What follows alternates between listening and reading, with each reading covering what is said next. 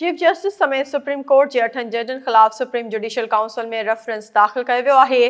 मियां Dawood advocate पारां दाख़िल करायल रेफरेंस में आइन जे आर्टिकल 209 ऐं जजिस कोड ऑफ कंडक्ट जे शिक 3 खां 6 ऐं 9 खे बुनियाद बणायो वियो आहे।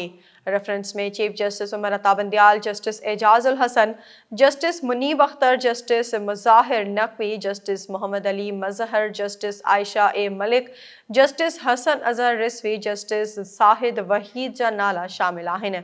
रेफरेंस में चयो वियो आहे त पार्लियामेंट जे मंज़ूर कयल बिल खे ॿुधणी लाइ मुक़ररु करे इख़्तियार ओरांघिया विया आहिनि। पार्लियामेंट जे बिल जी ॿुधणी लाइ 8 रुकनी गैर आइनी बेंच जोड़ी वई आहे।